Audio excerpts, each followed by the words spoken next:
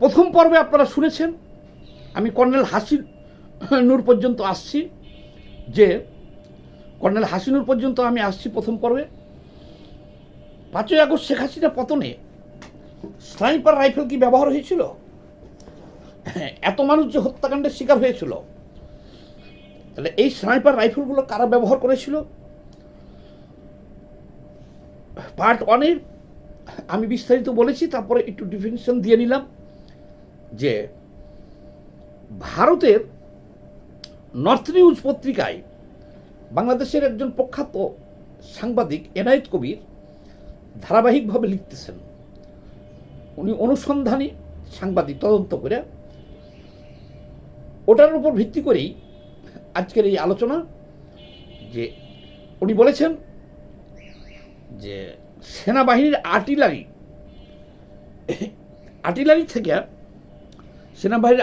থেকে এই sniper rifle সরবরাহ করা হয়েছিল। তো প্রথম পার্টটা শুনে নিয়েন, এবার দ্বিতীয় পার্টে আসেন। তো দ্বিতীয় পার্টে এই যে কর্নেল হাসিনুর, যাকে ভারতের উলফাদেরকে ট্রেনিং দেওয়া, রোহিঙ্গাদেরকে ট্রেনিং দেওয়া এবং হিজবুত তাহিদ সহ বাংলাদেশের জঙ্গিদেরকে ট্রেনিং দেওয়ার অপরাধে কোর্ট মার্শাল করে 4 বছরের শাস্তি দেওয়া হলো। সেই কর্নেল হাসিনুর রহমান 4 বছর শাস্তি দেওয়া হলো 2012 সালের দিকে। কিন্তু পরবর্তীতে যখন সেনাপ্রধান হিসেবে, তখন সেনাপ্রধান ছিলেন মবিনুল সাহেব। কিন্তু যখন বছর 2 পরে জেনারেল ইকবালুর রহিম সাহেব যখন সেনাপ্রধান হইলেন, তখন উনি আইসা এই কর্নেল হাসিনুর রহমানের দণ্ড মকুব করে দেয়। মজার বিষয় হলো, এই যে কর্নেল হাসিনুর রহমানের দণ্ড মকুব করে দেওয়া হলো, তো তার সাথে তার এখনো সম্পর্ক বজায় আছে।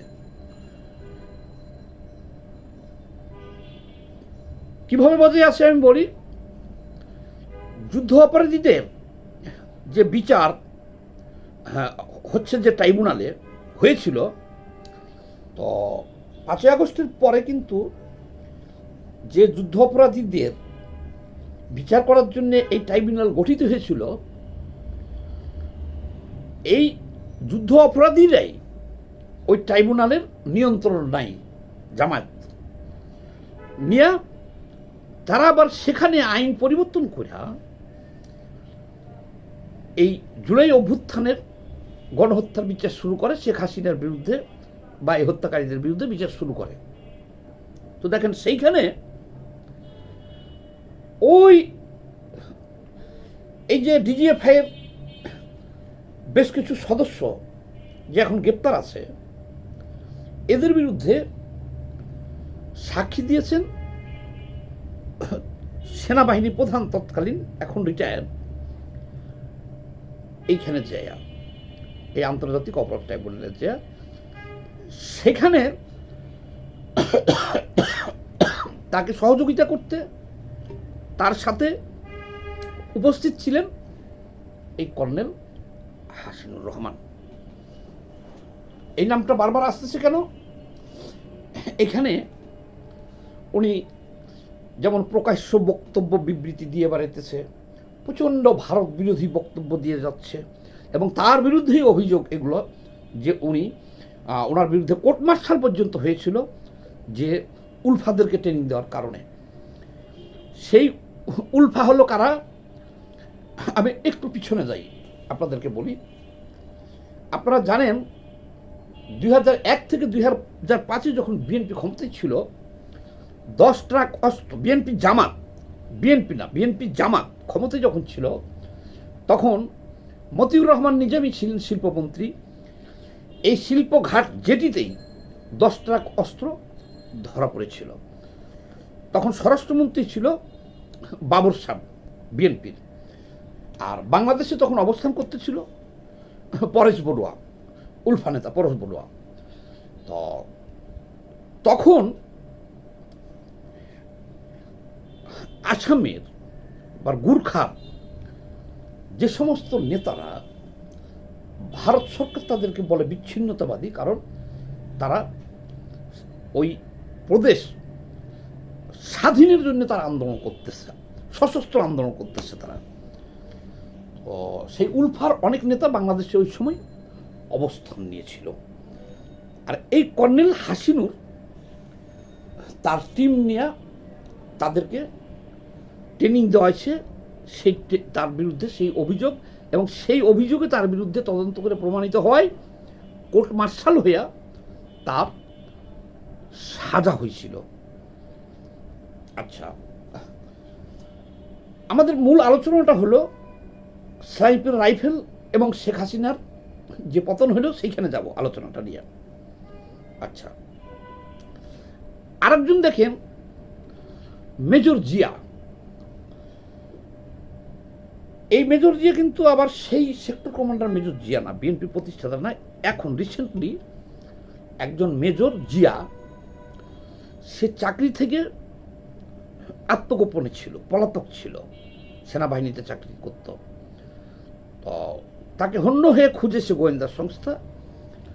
আমেরিকা তার মাথার দাম ঘোষণা করছিল, আমেরিকা পর্যন্ত তার, কারণ সে বাংলাদেশের হিজবুত তাহরির এবং হরকাতুল জিহাদ এদেরকে ট্রেনিং দিতেছিল। সে এদেরকে অস্ত্র ট্রেনিং দিত এই পাহাড়ে, এবং ভারতের উলফা, ওই যে কর্নেল হাসিনুর গ্রুপের কথা বলছি, তারই একজন হলো এই মেজর জিয়া।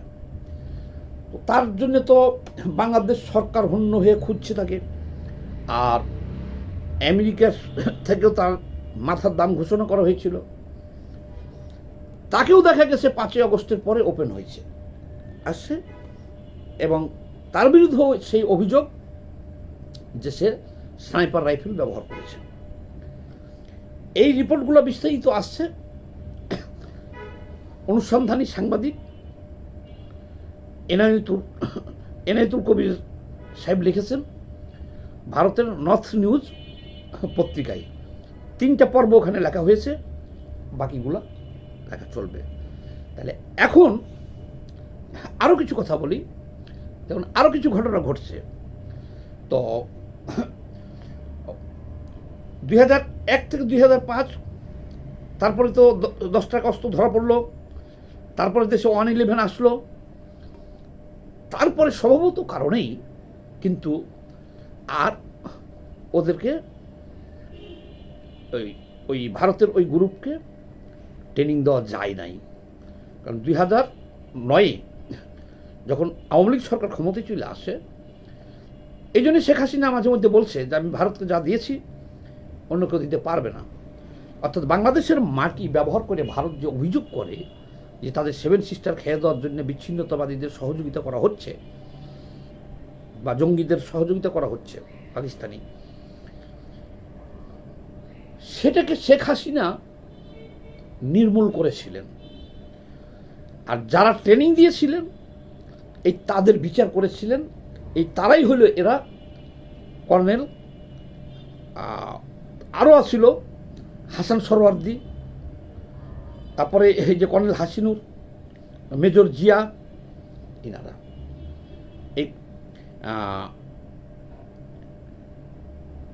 এই যে এখন যে আইসিটি কোর্টে যে মামলা হইতেছে আন্তর্জাতিক আদালত, যিনি সাক্ষী দিতেছেন তৎকালীন সেনাপ্রধান,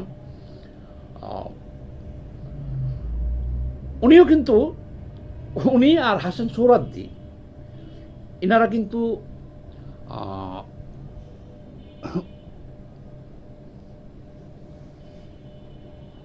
একবার অভ্যুত্থান করতে গিয়ে তারা কিন্তু ব্যর্থ হয়েছিল। 2014 সালের দিকে তারা একটা অভ্যুত্থান করার চেষ্টা করছিল। তো যাই হোক, শেখ হাসিনা সরকার আসার পরে আর উলফাদের, গুর্খাদের বা এই হিজবুত তাহরির, হরকাতুল জিহাদ এদের ট্রেনিং দেওয়া আর সম্ভব হয় নাই, ট্রেনিং দেওয়ার সম্ভব হয় নাই। তো শেখ হাসিনা যে গোয়েন্দা সংস্থা ডিজিএফআই দিয়া এদেরকে নির্মূল করছিল, তারাই এখন উল্টা আরো জেলে আছে। আন্তর্জাতিক অপরাধ ট্রাইব্যুনালের এই জেলে আছে। এদেরকে দিয়েই শেখ হাসিনা এই কর্নেল হাসিনুর গং যারা এরা ট্রেনিং দিয়েছিল, তাদেরকে মনে করেন যে এখন শেখ হাসিনা ডিজিএফআই এবং সেনাবাহিনী যাদেরকে দিয়ে নির্মূল করেছিল তারাই এখন জেলে আছে। আর কর্নেল হাসিনুররা এখন ওপেনে থেকে প্রকাশ্য চরম ভারত বিরোধিতা করতেছে, পাকিস্তানের পক্ষে বলতেছে, এবং সে যে নিষিদ্ধ ছিল এখন সবখানে টকশো করতেছে, ক্যান্টনমেন্টের যেখানে সেখানে তারা ঘোরাফেরা করতেছে। আমরা দেখেছি 5ই আগস্টে একটা সেনাবাহিনীর ওই যে রাওয়া ক্লাবের এই যাদেরকে বহিষ্কার করা হয়েছিল সেনাবাহিনী থেকে বিভিন্ন কারণে চাকরিচ্যুত হয়েছিল এবং অবসরপ্রাপ্ত, এনারা প্রকাশ্য মিছিল করেছিল এবং ওই সময় ওই আন্দোলনে মুখ্য ভূমিকা রেখেছিল। এখন এই জিনিসটা নিয়ে চারিদিকে যেভাবে তদন্ত শুরু হয়েছে, তো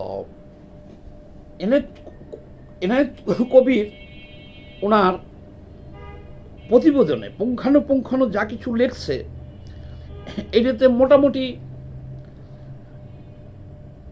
আর আমি পার্ট 1 পার্ট 2 মিলাইয়া যা কিছু বললাম, এতে স্পষ্ট হয়েছে যে ছাত্রদের সাধারণ কোটা আন্দোলনে 36 দিনে এতগুলো মানুষের প্রাণ যায় নাই, শেখ হাসিনা সরকারের পতন হয় নাই, এত মানুষ আহত হয় নাই।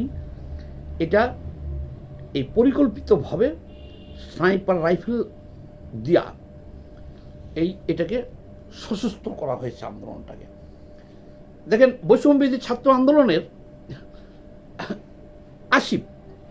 আসিফ মাহমুদ, যিনি উপদেষ্টাও ছিলেন, উনিও কিন্তু বেশ কয়েকবার বলছে যে সরকারের বিরুদ্ধে তখন শেখ হাসিনা পদত্যাগ না করলে সশস্ত্র লড়াইয়ের প্রস্তুতি ছিল।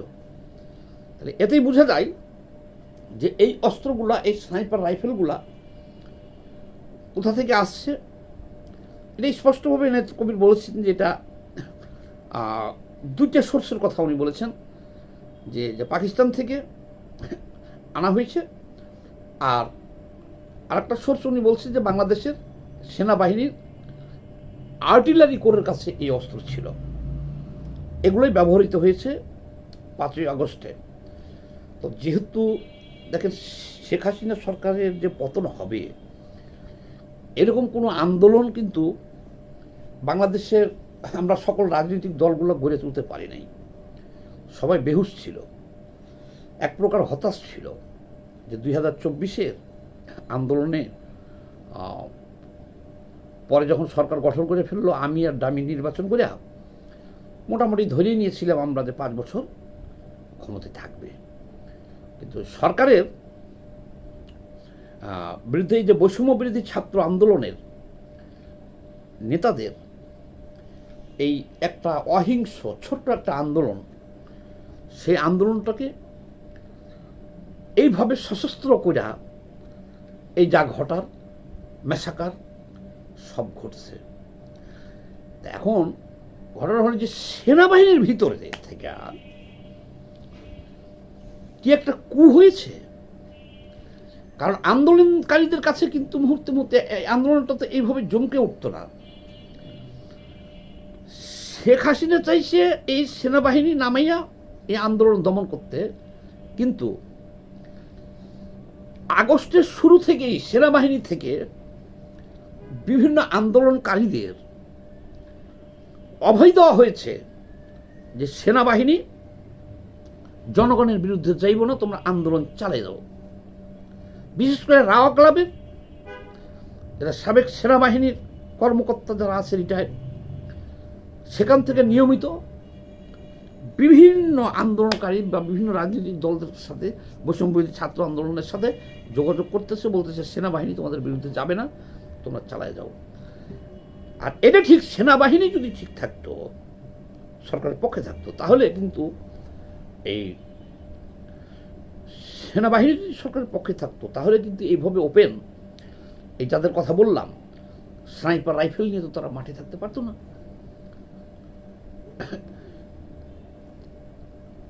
এই পার্ট 2 শেষ করলাম, এবার পার্ট 3-তে বাকিটুকু বলি।